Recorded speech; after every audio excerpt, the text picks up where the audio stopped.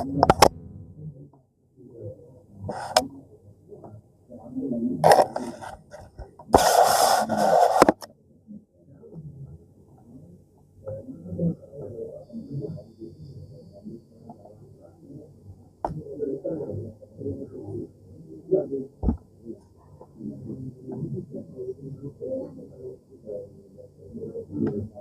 Pak.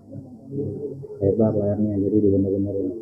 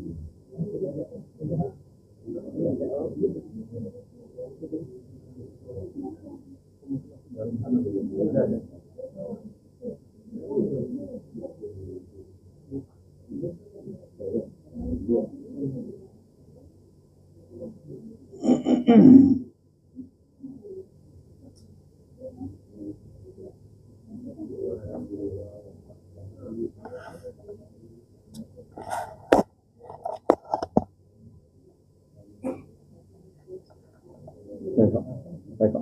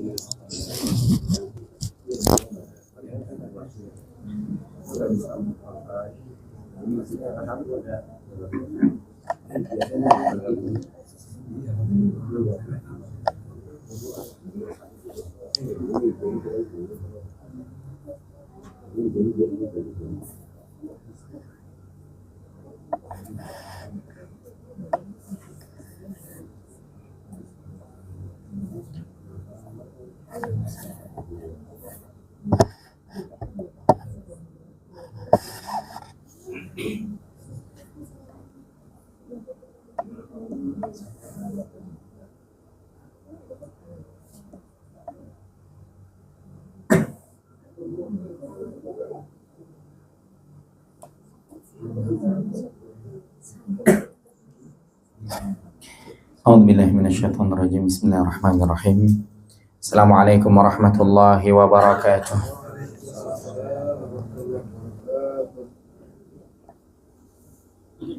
Innal hamdalillah nahmaduhu wa nasta'inuhu wa nastaghfiruh wa na'udzu billahi min shururi anfusina wa min sayyiati a'malina.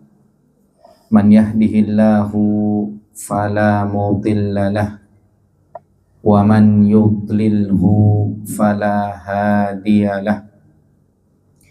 Wa asyhadu an la ilaha illallah wahdahu la syarika lah wa asyhadu anna Muhammadan abduhu wa rasuluhu la nabiyya ba'dah.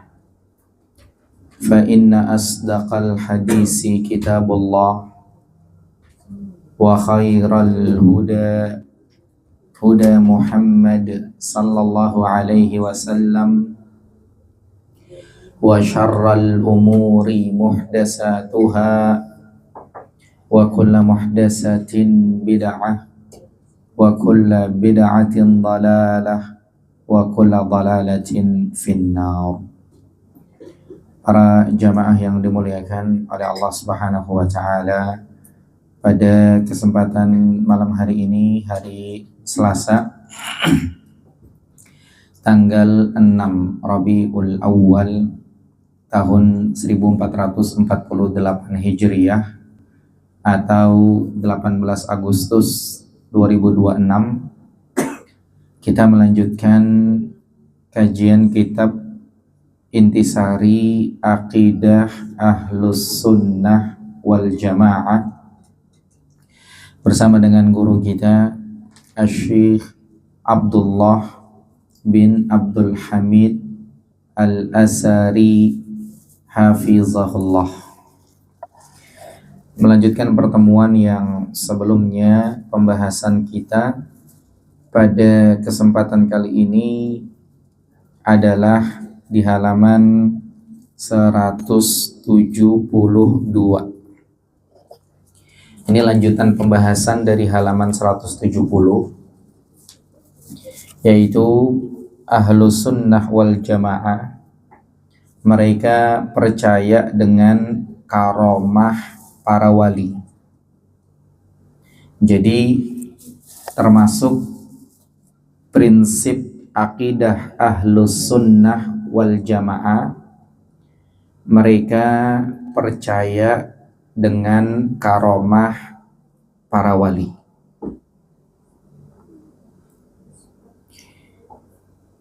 Dan terkait dalil-dalil yang menunjukkan akan hal tersebut, itu kemarin sudah dibahas, ada di halaman 172.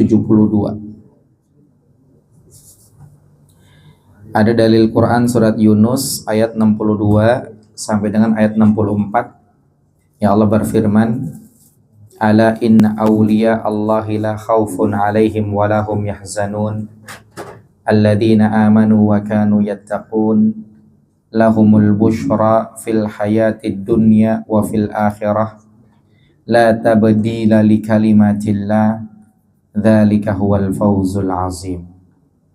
Kemudian juga disebutkan dalam hadis riwayat Al-Bukhari, innallaha tabaraka wa ta'ala yaqul man adali waliyan faqad azantuhu bil harb. Dan terkait karomah, ringkasnya dari pembahasan sebelumnya, karomah yang disorot ya, itu tidak seperti karomah yang familiar di masyarakat kita. Karomah familiar di masyarakat kita, katanya wali Allah itu kebal, tidak mempan dibacok, tidak mempan ditembak. Atau familiar di masyarakat kita, wali Allah katanya bisa tembus tembok, bisa jalan di atas air, atau hal-hal lain yang semakna dengan itu. Jadi bukan itu yang disorot. Karena kalau itu terjadi pada diri seseorang, yang jadi patokan adalah ketakwaannya. Yang jadi patokan adalah bagaimana dia di dalam mengamalkan Al-Quran dan As-Sunnah. Kalau memang dia lurus pengamalannya dalam Al-Quran dan As-Sunnah, maka bisa jadi dia adalah wali Allah, dan bisa jadi hal-hal seperti itu adalah karomah yang dimaksud.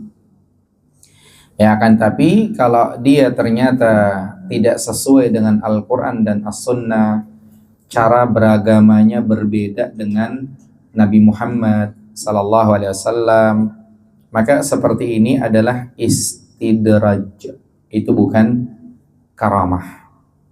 Dan kemarin kita sudah singgung sedikit ya bahwa karomah yang tertinggi adalah istiqomah. Ya ketika seseorang dia menjaga agamanya, kok bisa ya dikasih Indomie nggak mempan, dikasih Indomie satu dus nggak mempan, tetap dia istiqomah di atas agamanya. Kemudian dikasih beasiswa, dikasih biaya hidup bulanan, kok nggak mempan, dia tetap istiqomah di atas agamanya. Maka inilah karomah yang paling utama. Atau seseorang kok bisa dia rajin sholat 5 waktu, laki-laki berjamaah di masjid. Nah kok dia bisa melakukan amal-amal soleh, apa dia nggak bosan begitu? Maka ini adalah karomah yang terbesar. Itu sudah dibahas pada pertemuan yang sebelumnya. Sekarang kita lanjut pembahasan di halaman 172, di situ ada karomah. Kemudian di halaman 173 di situ ada sihir. Jadi ada karomah sama sihir. Yang pertama kita lihat karomah terlebih dahulu. Jadi halaman 172 disebutkan karomah ini datangnya dari Allah. Sebabnya adalah karena ketaatan. Kemudian dia dikhususkan bagi orang-orang yang selalu istiqomah. Jadi kalau orang tidak istiqomah dalam mengamalkan agama, maka nggak mungkin dia akan mendapatkan karomah. Ya sebagaimana para sahabat Nabi Sallallahu Alaihi Wasallam, mereka adalah orang-orang yang istiqomah dalam beragama. Sebagian mereka dijamin masuk surga, padahal mereka masih hidup di dunia. Maka ada karomah-karomah, ada cerita-cerita tentang mereka.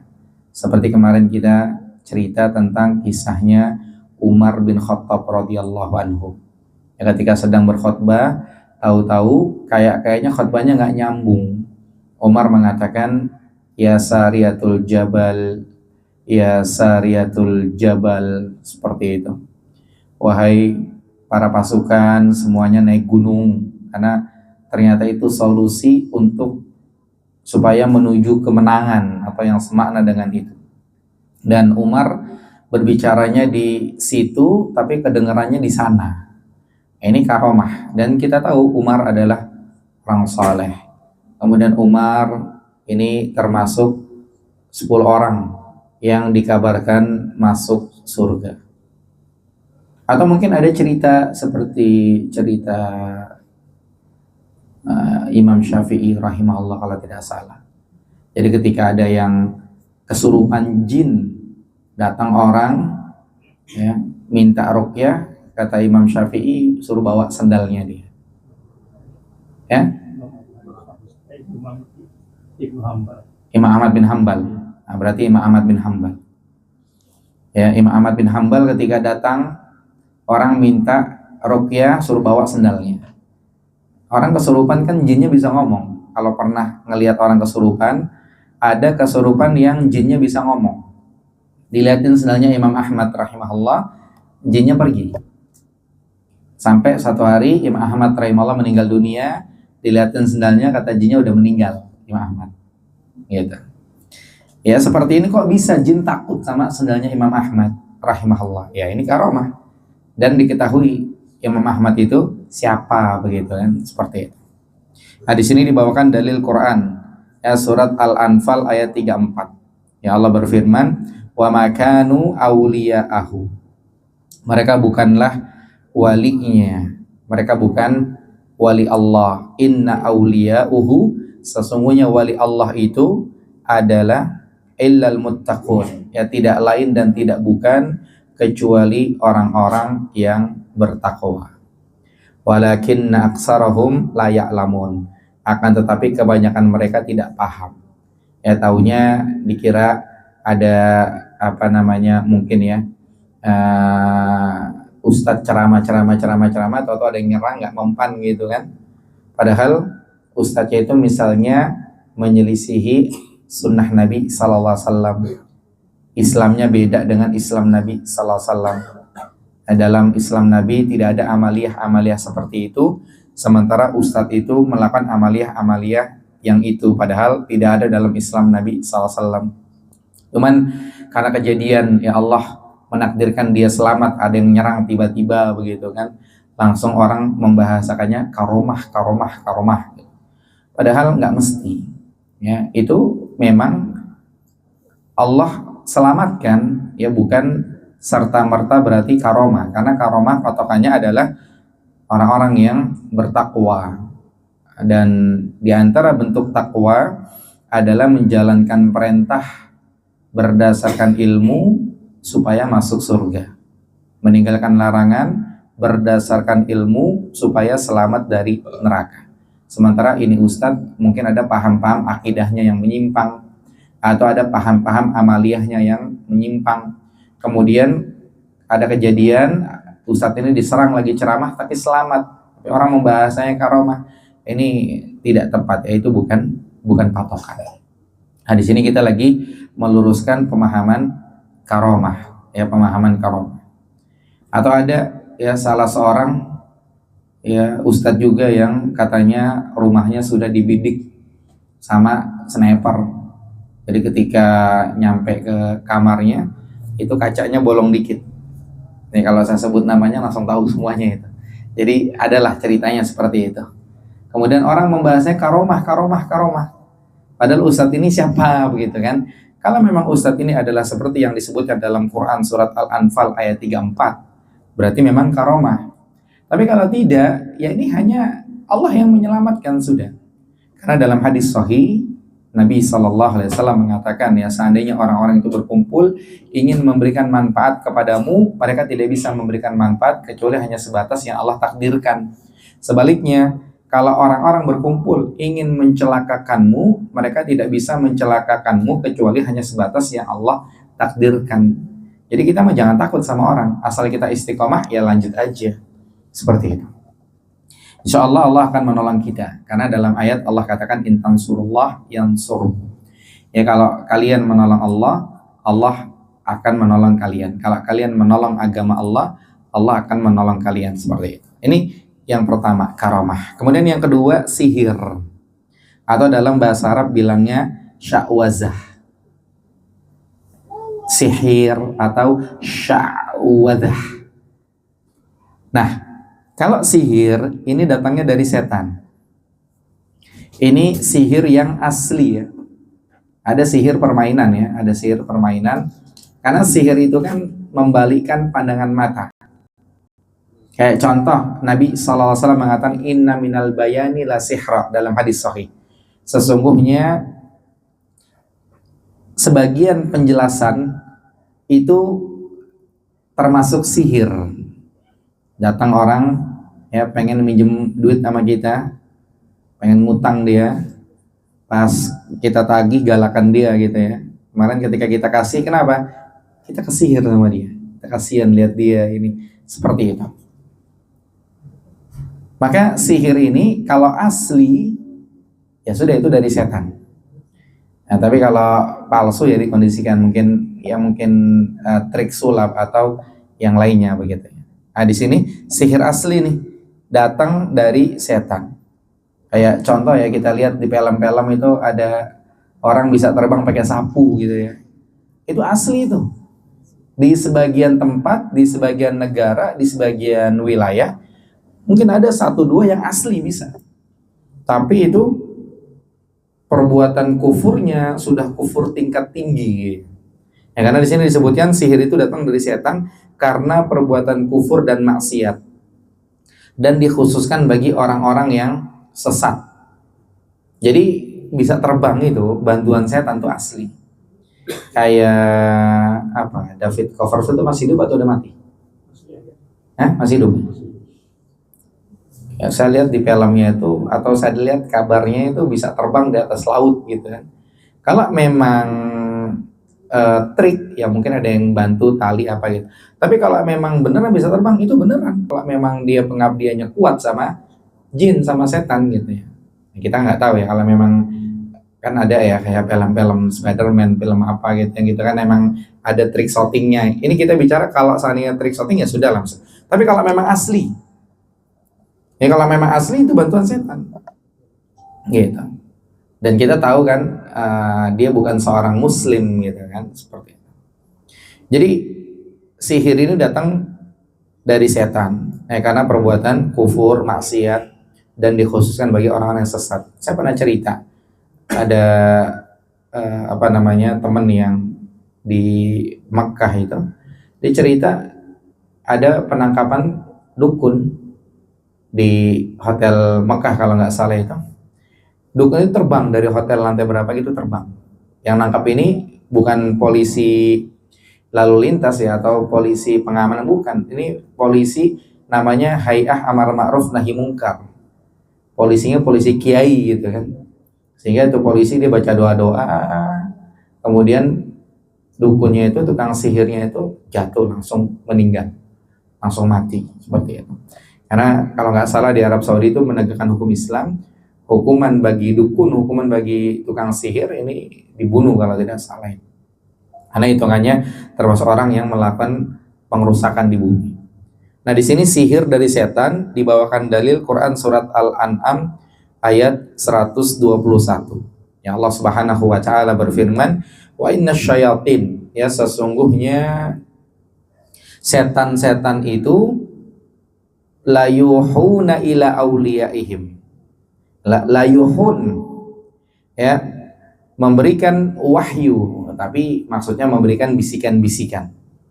Ya, karena kalau wahyu ini konotasinya biasanya positif, ya, berhubung ini setan memberikan wahyu, artinya setan memberikan bisikan-bisikan. Ila auliyaihim, kepada wali-wali mereka. Liujadilukum, ya, agar bisa membantah kalian.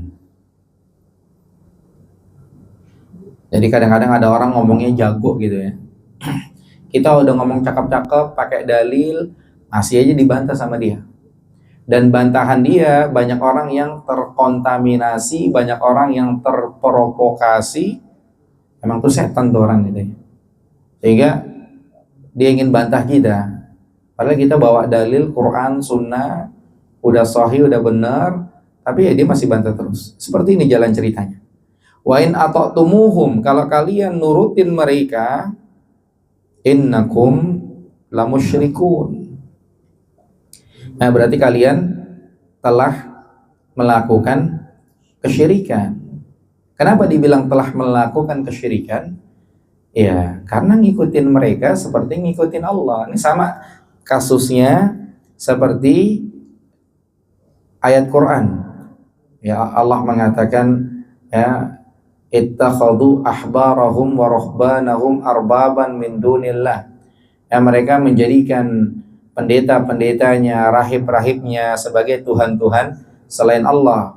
Ada satu orang yang ngomong, mereka tidak menjadikan pendeta dan rahib-rahib sebagai Tuhan, biasa aja gitu. Kemudian kata Nabi SAW, bukankah itu rahib kalau ngomong diikutin, kalau pendeta ngomong diikutin? Iya, itu sama aja menjadikan sebagai Tuhan. Makanya di sini wa in ata'tumuhum, kalau kalian ngikutin mereka, innakum lamusyrikun, berarti kalian telah berbuat kesyirikan.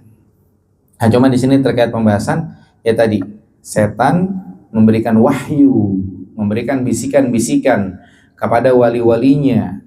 Artinya terkait sihir ini. Sihir itu datang dari setan. Kemudian di paragraf terakhir dikatakan Ahlus Sunnah wal Jamaah membenarkan bahwa di dunia ada sihir dan ada tukang sihir. Jadi ya kalau kita bicara sihir yang palsu ya begitulah, kayak ada orang yang suka bongkar-bongkar dukun-dukun palsu. Itu dukun palsu lah, tukang sihir yang palsu. Tapi ada yang asli. Ada yang asli. Ya, yang asli ini ada dua modelnya ya. Ada beneran ya, kayak contoh nih bisa terbang, bener memang dia terbang, asli. Tapi itu bantuan setan. Ada lagi yang asli, dia modalnya membalikkan pandangan mata. Padahal nggak begitu, kayaknya begitu gitu. Ada salah seorang ustadz cerita, salah seorang dai yang dia ada safari dakwah ke Afrika. Nah, kemudian ada orang ngumpul-ngumpul, kemudian beres ngumpul-ngumpul, ini Ustadz nih nanya sama warga, tadi kalian lihat apa gitu. Warga bilangnya lihat ada orang masuk mulut sapi, keluarnya di dubur sapi. Kata Ustadz ini, oh kalau saya nggak lihat gitu, saya lihat cuman ada orang kayak gerakan ruku gitu, kemudian satu orang masuk lewat depannya, molos di belakangnya gitu doang yang saya lihat gitu. Nah, tapi asli cuma di sini membalikkan pandangan mata gitu. Nah, Ahlussunnah wal Jamaah itu mereka percaya di dunia ini ada sihir dan ada tukang sihir seperti zaman Nabi Musa.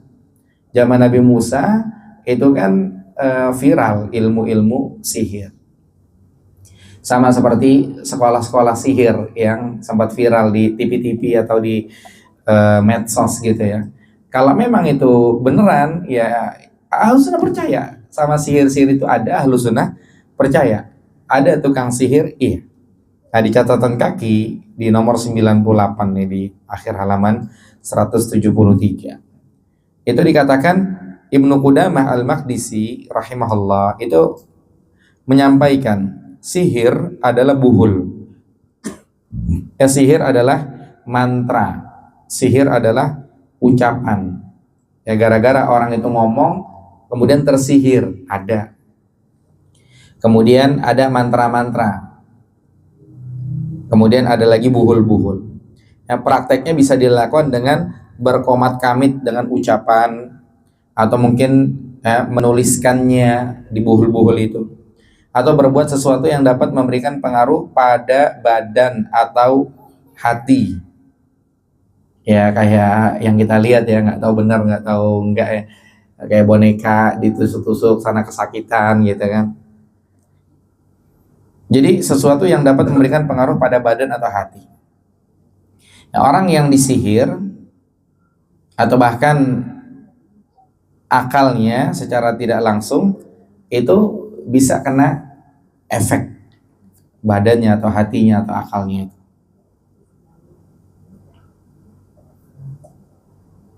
Dan sihir pada hakikatnya itu ada. Di antara sihir-sihir itu bisa membunuh.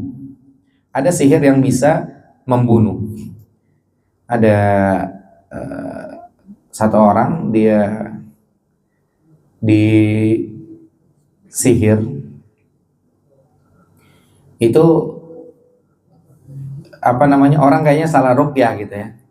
Akhirnya ketika diruqyah ini orangnya ditunjukin gitu. Karena mungkin kesel sama jinnya ketika ngomong gitu. Jadi awal ini orang ada kamar tersendiri di rumahnya. Ternyata di dalamnya dia diganggu jin atau bagaimana gitu kan. Kemudian ketika diruqyah, yang ruqyah dulu santri di dekat pesantrennya gitu kan, di dekat rumahnya itu. Akhirnya ya qadarullah dia meninggal pada akhirnya karena mungkin antara dua ya, antara ketika ruqyah itu mungkin ditonjokin, dipukul, atau mungkin nggak dipukul tapi jin itu lemah ya. Jin itu kalau kita ngeruqyah kemudian kita pegang jempolnya begini, orang yang ruqyah itu udah kesakitan gitu. Makanya orang nih kalau saya belum pernah bekam, katanya kalau habis bekam kan badan kayak gimana, atau habis pijit lah badan kan pegel-pegel gitu ya. Sama juga habis diruqyah, namanya ketempelan jin mungkin pegel-pegel. Jadi di antara sihir itu ada yang sampai bisa membunuh. Kemudian ada yang sifatnya hanya menyakiti. Kemudian ada di antara sihir itu suami istri itu jadi bercerai atau menjauhkan suami istri sehingga tidak mampu menggaulinya. Jadi suaminya nggak bisa berdiri seperti itu. Tapi ketika diobatin bisa sembuh. Ketika diobatin bisa sembuh. Ada satu orang bapak-bapak, bukan abang-abang ya, bukan mas-mas, bapak-bapak ini nikah. Kemudian ini yang cerita, ada salah seorang syekh cerita sama saya. Jadi bapak itu nikah, kemudian subhanallah setahun nggak bisa berdiri, berobat sana berobat sini, kemudian sudah 2 tahun sembuh. 2 tahun sembuh. Itu mungkin karena terkena sihir. Ada model sihir seperti itu. Kemudian ada model sihir memisahkan hubungan suami istri. Gara-gara sihir itu akhirnya mereka bercerai, ada juga. Kemudian ada juga sihir menyebabkan seseorang benci orang lain. Atau gara-gara sihir seseorang jadi cinta sama orang lain. Nah, ini pendapat Imam Asy-Syafi'i rahimahullah. Ya kayak ada apa namanya? Ada ayat-ayat ya kayak di Quran surat apa? Surat Yusuf itu ya. Dipercaya katanya bisa bikin orang jatuh cinta gitu ya. Ya mungkin kalau dia benar ngamalinya kejadian. Cuman kalau dia sampai kejadian benar ngamalinya berarti itu udah kesyirikan namanya gitu kan. Atau mungkin hanya sugesti saja dia nggak berhasil gitu kan. Yang jelas kalau memang terjadi asli benar maka Ahlus Sunnah percaya dengan itu. Jadi Ahlus Sunnah nggak ada, saya nggak percaya sama sihir, saya nggak percaya sama gitu-gituan gitu, enggak. Ahlus Sunnah percaya dengan model-model seperti itu. Jadi sihir itu bukan dongeng, ya. Sihir itu beneran ada. Ahlus Sunnah percaya itu. Kemudian disebutkan Ibnu Qudamah rahimahullah menambahkan, jika hal tersebut benar-benar terjadi, sesungguhnya mempelajari dan mengajari ilmu sihir itu haram. Nah, tidak ada perbedaan pendapat di antara ulama sepanjang yang kami ketahui. Ya, sahabat-sahabat kami berkata, tukang sihir itu kafir disebabkan melakukan dan mempelajari sihir, baik dia meyakini kebolehannya maupun keharamannya. Pokoknya kalau mempelajari sihir ini di antara bentuk kezoliman. Ini adalah dosa. Ya, dalilnya itu di Quran surat Al-Baqarah, wattaba'u ma tatlus syayatinu ala mulki Sulaiman wa ma kafara Sulaiman walakinna syayatina kafaru yu'allimuna an-nasa sihr. Jadi Nabi Sulaiman itu enggak kafir. Setan-setan itu yang kafir gara-gara ngajarin orang sihir. Jadi mempelajari sihir ini adalah bentuk kekufuran. Dia meyakini itu boleh, sama itu bentuk kekufuran. Dia meyakini itu tidak boleh, itu juga bentuk kekufuran. Kemudian lanjut berikutnya di halaman 174 dikatakan, lalu Ibnu Qudamah menjelaskan eksistensi sihir. Ya, andai sihir tidak ada hakikatnya atau hanya ilusi, pasti Allah tidak akan menyuruh meminta perlindungan darinya. Yang Allah berfirman dalam Quran tadi yang kita bilang di surat Al-Baqarah ini di ayat 102 ya. Yu'allimuna an-nasa sihar. Mereka setan-setan itu mengajarkan orang lain ilmu sihir. Wa ma unzila 'alal malakaini bi Babil Harut wa Marut, dan juga mereka mengajarkan ilmu sihir yang diturunkan kepada dua malaikat Harut dan Marut. Wa ma yu'allimani min ahadin hatta yaqula innama nahnu fitnatun fala takfur. Harut dan Marut itu tidak mengajarkan orang lain sihir kecuali dia udah ngomong innama nahnu fitnah, kami ini hanya fitnah saja, kami hanya ujian, kalian jangan tertipu ya gitu. Fala takfur, ya kalian jangan melakukan kekufuran ya, kalian jangan tertipu, kami ajarkan sihir ini. Fayata'allamuna minhuma ma yufarriquna bihi bainal mar'i wa zawji. Pada akhirnya mereka mempelajari sihir dari keduanya yang bisa bikin suami istri bubaran. Artinya di sini ingin menyampaikan bahwa sihir itu beneran, sihir itu beneran ada. Karena kalau sihir itu tidak ada, Allah nggak mungkin menyuruh kita berlindung dari sihir. Qul a'udzu birabbil falaq min syarri ma khalaq wa min syarri ghasikin idza waqab wa min syarri nafasati fil 'uqad wa min syarri hasidin idza hasad. Sihir itu benaran ada sehingga Allah perintahkan agar kita berlindung dari sihir itu. Kita udah azan? Belum? Udah azan. Fadhal muazzin.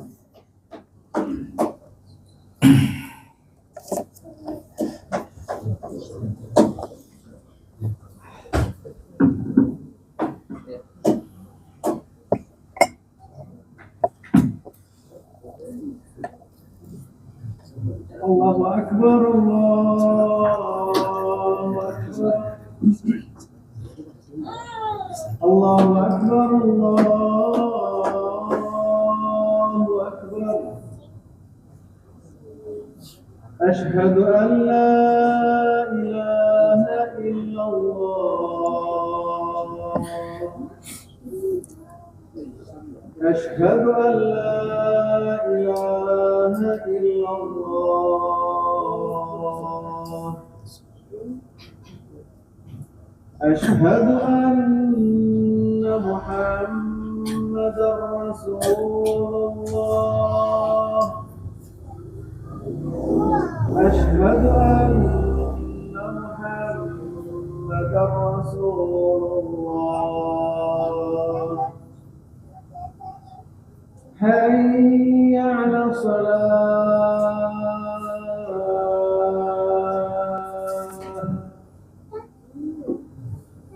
حي على الصلاة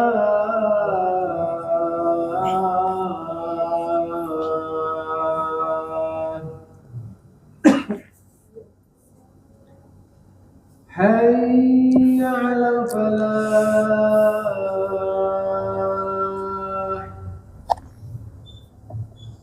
حي على الفلاح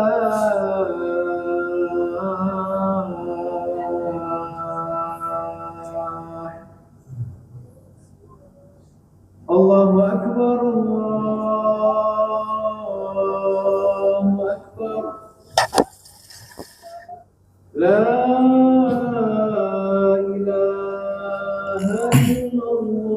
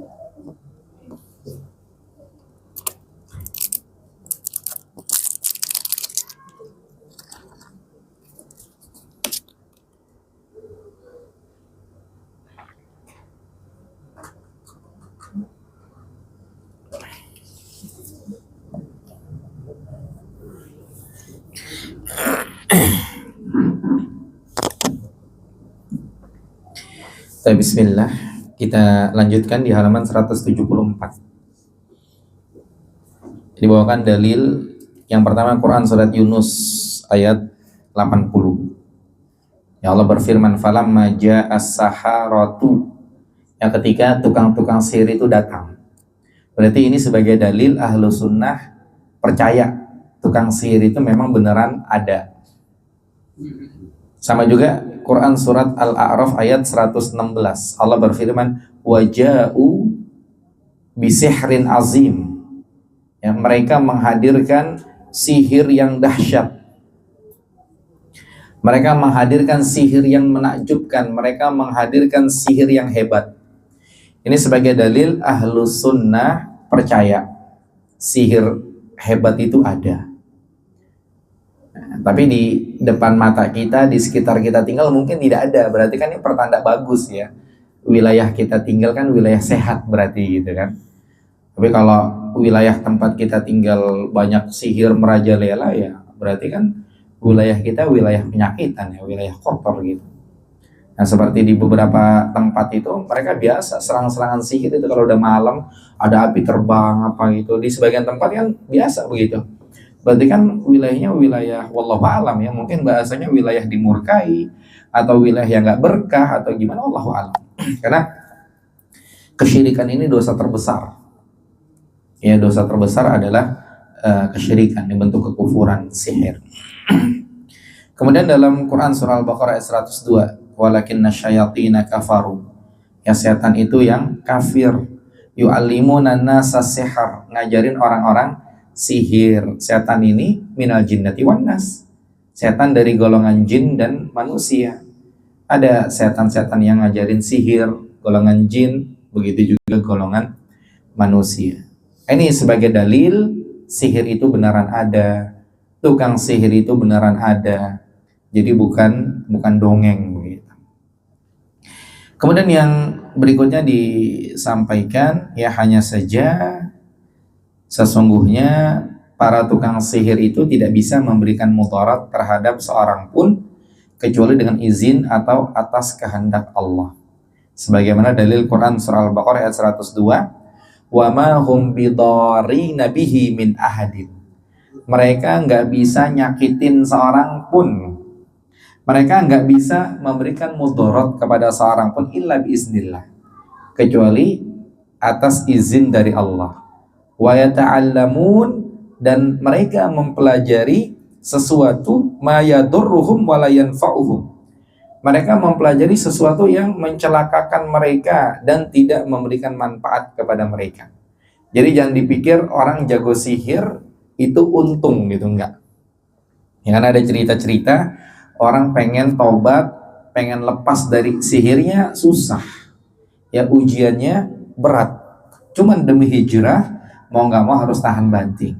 Jadi orang punya sihir itu nggak rejeki ya, nggak rejeki. Sama juga ketika orang bisa ngelihat jin. Ini bukan kelebihan. Orang bisa ngelihat jin itu kekurangan. Jadi ini orang error ya, harus dibenerin, harus dilurusin, ya, harus diruqyah gitu, harus disembuhin. Karena yang normal itu nggak bisa ngelihat jin orang itu. Ini nggak normal nih bisa ngelihat jin gitu. Jadi bukan orang hebat, ini orang minus gitu ya, kekurangan dia. Kemudian di halaman 175 ya, lanjutnya dikatakan barang siapa yang percaya bahwa sihir itu dapat memberi mudarat atau memberi manfaat tanpa izin Allah, berarti dia telah kafir. Karena semua-muanya terjadi, yang menakdirkan itu adalah Allah Subhanahu wa ta'ala. Ya barang siapa percaya bahwa sihir itu diperbolehkan, maka dia wajib dibunuh. Kenapa? Karena kaum muslimin telah bersepakat bahwa sihir itu haram. Tapi ini yang membunuh adalah ulil amri.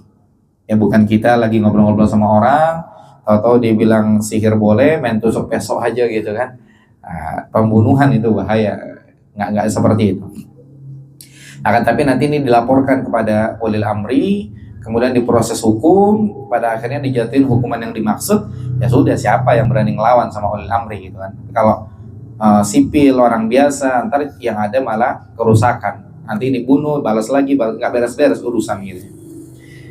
Kemudian yang berikutnya, tukang sihir harus disuruh bertaubat. Ya kalau dia mau, dia bertaubat. Kalau tidak mau, maka lehernya dipenggal. Jadi kalau dia mau, itu yang diharapkan, dia bertaubat, diterima. Tapi kalau dia tidak mau, maka dia dibunuh. Tapi sekali lagi, ini rentetan hukum dalam Islam yang merealisasikan, yang melakukan adalah ulil amri. Ya bukan asal masyarakat semuanya bisa menegakkan hukum ini, tidak. Tapi ini ulil amri. Jadi ada fikihnya tersendiri seperti itu. Kemudian yang berikutnya, di antara prinsip akidah ahlus sunnah wal jamaah, atau boleh juga dikatakan akidah salafus saleh, yaitu mereka percaya sama ru'ya salihah. Mereka percaya sama mimpi yang benar. Nah, ini termasuk bagian dari kenabian. Ya, contohnya Nabi siapa yang bermimpi? Nabi Ibrahim ya. Nabi Ibrahim bermimpi menyembelih anaknya. Kemudian Nabi Yusuf menafsirkan mimpi orang yang ada di penjara di kala itu. Jadi Ahlus Sunnah percaya sama seperti itu. Sama juga Ahlus Sunnah percaya dengan firasat orang soleh yang merupakan satu kebenaran. Jadi firasatnya bukan firasat ngada-ngada ya, pura-pura merem gini Nabi Muhammad lagi datang gitu kan. Bukan firasat ngada-ngada begitu. Firasat orang soleh, misalnya firasatnya apa? Wah, ini kayaknya mau turun hujan, mendung, gitu. Atau misalnya firasatnya apa? Ah, ini anak pintar. Ada satu anak, kalau nggak salah Singkiti ya, Singkiti kecil gitu ya. Jadi ceritanya dia bandel nih, main sana main sini. Kemudian ada gurunya yang ngelihat ini anak gedenya jadi ulama. Ternyata dia ada darah ulama. Jadi nenek kakeknya itu ada keturunan ulama. Dikasih semangat, dia melek, dia semangat, dia belajar, jadilah dia seorang alim. Atau seperti firasatnya Al-Imam Abu Hanifah rahimahullah kepada siapa? Qadhi Yusuf. Ya, ketika Qadhi Yusuf kan kita pernah cerita tuh anak yatim, kemudian sama ibunya dipekerjakan di tukang jahit. Tiap hari dia kaburan mulu, kabur ke masjid belajar sama Imam Abu Hanifah. Dicari sama ibunya, dijewer, bawa lagi ke tukang jahit suruh kerja. Bahasanya demi sesuap nasi begitu. Akhirnya sampai ibunya kesel ngadep ke Imam Abu Hanifah, wah Imam nih anak saya bandel nih, harusnya kerja, kita orang ini orang miskin, buat makan ini. Kata Imam Abu Hanifah, ngelihat kacamatanya kacamata jauh, firasatnya dapat ini anak cerdas ini bu, nanti dia punya makanan faluzah makanan khas kerajaan. Jadi cerita ini bisa ketahuan gara-garanya ketika Qadhi Abu Yusuf lagi makan bersama dengan khalifah, disodorin itu faluzah. Ketika faluzah itu nongol, mesem-mesem dia, senyum-senyum sendiri, sampai khalifah bertanya, wahai Qadhi Abu Yusuf, kok senyum-senyum sendiri, ada apa gitu kan. Baru diceritain itu faluzah, ada ceritanya seperti itu ternyata. Ya sama dulu ya, saya pengalaman pribadi lah ya.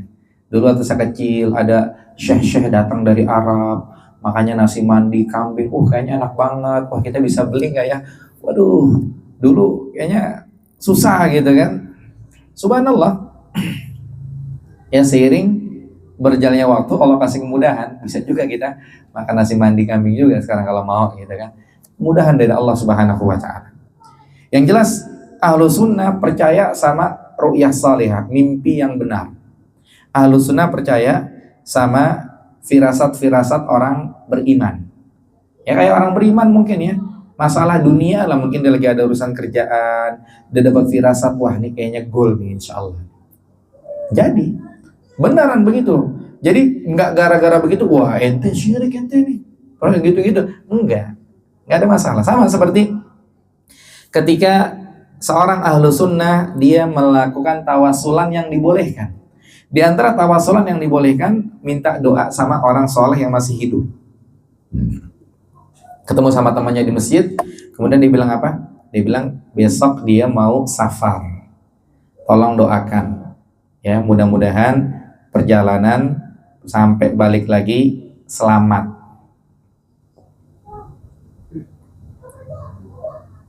Kemudian apakah dengan seperti itu dikatakan wah syirik ente, minta doa sama orang, minta doa tuh sama Allah, jangan sama orang itu, kan enggak juga gitu kan. Ya sama seperti yang tadi.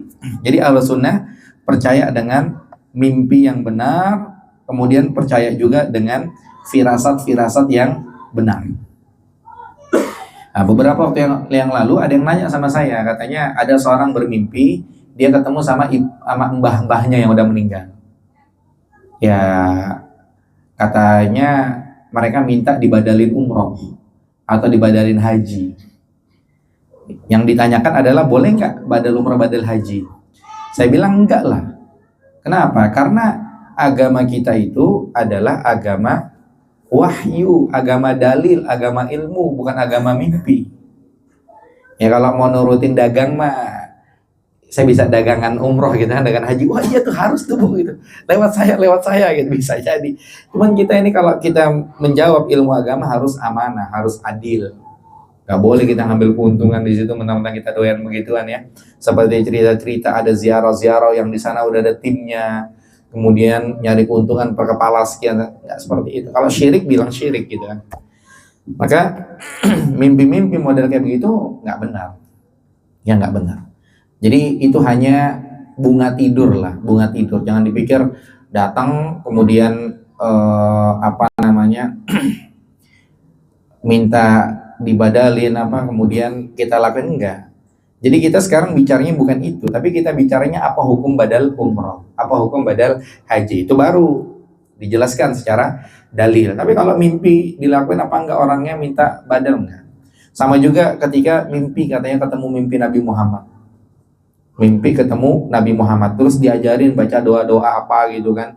Baca 17 kali apa baca 27 kali, ini nggak benar. Karena agama itu sudah sempurna, nggak mungkin lagi ditambahin lewat mimpi. Dan hal-hal lain yang semakna dengan itu. Nah, cuman terkait mimpi ini, Ahlussunnah percaya dengan mimpi yang benar. Itu dibawakan dalil Quran surat As-Saffat ayat 102. Ya, inni ara fil manam anni azbahuka fanzur maza tara. Ini cerita tentang Nabi Ibrahim ya. Nabi Ibrahim bilang, aku melihat dalam mimpi aku menyembelihmu, wahai anakku Ismail. Bagaimana pendapatmu? Qala ya abatif al matu'mar. Kata anaknya, bapaknya soleh, anaknya soleh, bilang, wahai bapakku, lakukan apa yang diperintahkan. Ya satajiduni insyaallahu minas sabirin. Engkau akan mendapatiku sebagai orang yang sabar, insyaallah. Ya kalau anaknya nggak soleh, wah ditanya gitu, oh bapak mau nyembelih saya, jangan pak, gitu. Tapi ini subhanallah, memang jalan cerita seperti itu sehingga Allah ganti dengan kambing atau sapi? Kambing. Ini salah satu dalil pendapat ulama yang bilang lebih afdal kurban kambing daripada sapi. Karena lebih afdal kurban kambing atau sapi yang betul? Ini khilaf di kalangan para ulama. Ada ulama yang bilang lebih afdal kurban kambing. Kenapa? Karena Nabi doyan kambing. Kemudian waktu Nabi Ibrahim pengen nyembelih anaknya, Allah gantinya kambing gitu. Pendapat ulama. Ada ulama yang bilang sapi karena lebih mahal daripada kambing. Yang benar yang mana? Wallahu a'lam. Allah yang lebih tahu. Tapi kalau saya pribadi yang saya lebih condong yang afdal yang paling mahal. Ya, karena Allah mengatakan dalam ayat lan tanalul birra hatta tunfiqu mimma tuhibbun. Ya, kalian tidak akan mendapatkan kebaikan sampai berani menginfakkan yang kalian cintai. Makin gede infaknya makin gede itu pahalanya. Kalau mau diserempet-serempetin model-model kayak tadi, Nabi Muhammad SAW ketika haji wada, Nabi bawa hadiah berupa apa? Onta berapa? 100 ekor onta ya. Kenapa Nabi nggak bawa 100 ekor kambing kalau memang kambing itu afdal? Kan seperti itu, gitu kan? Makanya ini khilaf di kalangan para ulama. Ada ulama yang bilang lebih afdal kambing, ada ulama yang bilang lebih afdal sapi. Yang lebih tahu adalah Allah Subhanahu wa Ta'ala.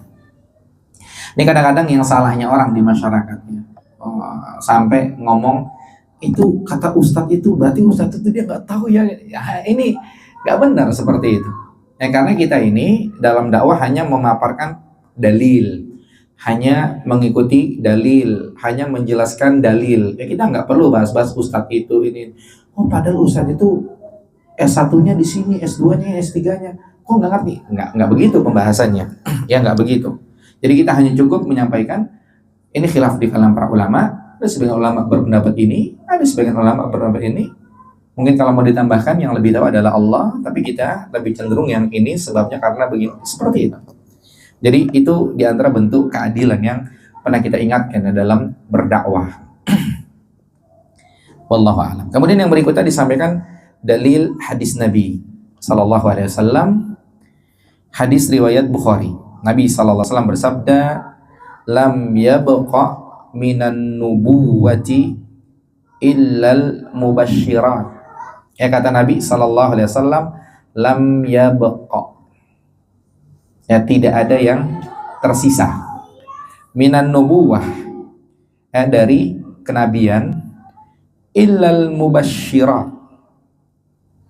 Ya, kecuali mubasysyirat. Mubasysyirat itu tanda-tanda kegembiraan, ya, mimpi-mimpi seperti itu. Qalu wamal mubasysyirat. Kemudian mereka bertanya, yang dimaksud mubasysyirat ini apa? Qala ar-ru'yas salihah. Nabi SAW mengatakan itu mimpi yang benar. Ya, mimpi yang benar. Dan Nabi SAW Itu beliau pernah bermimpi apa? Nabi SAW pernah bermimpi kayak ini, kayak di film-film indra keenam, indra keenam, indra ketujuh, apa indra kesembilan. Jadi kan kayak contoh ya, di film-film itu kan misalkannya ini nanti nih jam apa namanya jam 20.00, kalau kita keluar, kita nyampe parkiran belum nyampe, tahu-tahu hujan deras gitu. Tahu-tahu hujan deras. Akhirnya apa? Akhirnya ya sudah, kita nggak keluar jam segitu. Takutnya ntar kita tahu-tahu hujan deras kan kita basah gitu kan. Kita keluarnya jam berapa? Tar jam 21.00. Kita ngopi dulu di sini gitu kan. Bener jam 20.00 hujan deras. Itu namanya kejadian gitu kan. Nah, Nabi SAW itu seperti itu. Nabi mimpi apa gitu kan? Itu mimpinya Nabi itu kejadian. Udah kayak datang pagi gitu kan. Datang pagi mungkin atau cuman dongeng?